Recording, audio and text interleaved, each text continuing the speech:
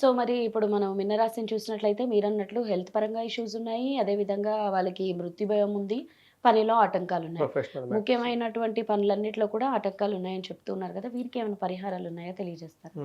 మనకి ఫస్ట్ వీళ్ళకి సూర్యుడు అనుకూలంగా ఉండాలండి. ఎందుకంటే మీనరాశి వాళ్ళకి సూర్యుడు జన్మ రాశిలో ఉన్నారండి. ఆల్రెడీ అక్కడ రాహు కూడా ఉన్నారు. ఈ టైంలో గనక ఈళ్ళు ఆహ్, ఎవరికైనా గనక ఉపనయనం అయ్యుంటే, ఇంకా త్రికాల సంధ్యావందనం గనక చేసుకుంటే ది మిరాకిల్స్ ఆఫ్ మిరాకిల్స్ ఈ త్రికాల సంధ్యావందనంలోనే ఉంటాయండి.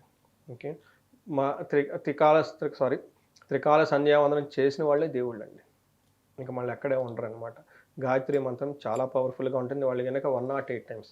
నాకు చాలామందికి ఫోన్ చేస్తూ ఉంటారు. మీకు ఆచారం ఉందా? ఉపనయనం చేసుకున్నది.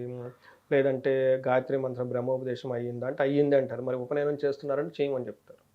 అందుకని ఈ టైంలో ఉపనయనం సంధ్యావందనం చేస్తున్నారని అడిగితే చేయట్లేదని చెప్తారు. ఎందుకు? అంటే భగవంతుడు మీకు ఆల్రెడీ ఒక టూల్ ఇచ్చారు. ఒక వెపన్ ఇచ్చారు కదా!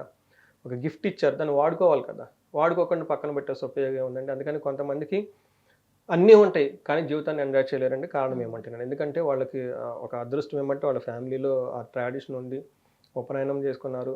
వాళ్ళకి గాయత్రి మంత్రం చేత బ్రహ్మోపదేశం అయిపోయింది. త్రికాల సంధ్యావందనం చేయడానికి ఏమైందండి?